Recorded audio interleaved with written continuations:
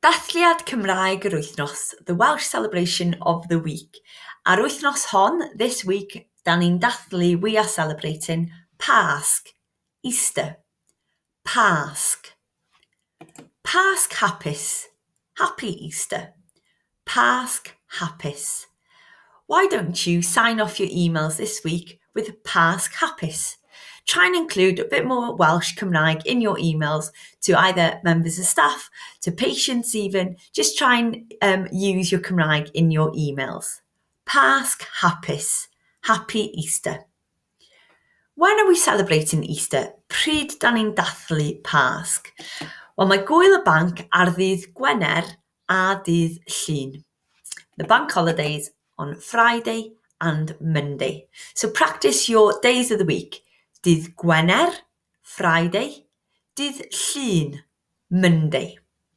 Mae Gŵyl y Banc ar ddydd Gwener a dydd Llun.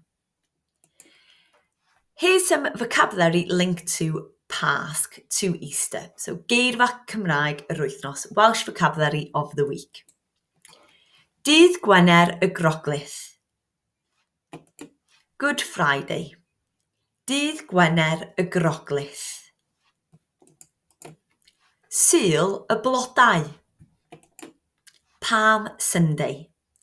Sul y Blodau. Blodau in Cymraeg literally translates to flowers. So instead of Palm Sunday, we call it Flowering Sunday. Sul y Blodau. Cyw, Cywion, meaning chick or chicks. Cyw, Cywion. Wyau, siocled. Wyau, siocled. Siocled is quite familiar. Chocolate. Wyau, eggs. So chocolate eggs or Easter eggs. Wyau, siocled. Helfa, wyau. Helfa, wyau. An Easter egg hunt.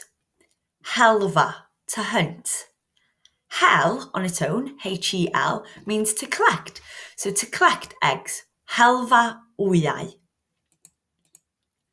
Cwningen. Cwningen. Rabbit.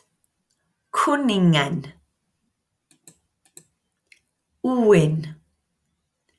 Wyn. Remember, if you see an accent on a vowel in Gymraeg, in Welsh, and a W is a Welsh vowel, we just hold the sound of that vowel for longer.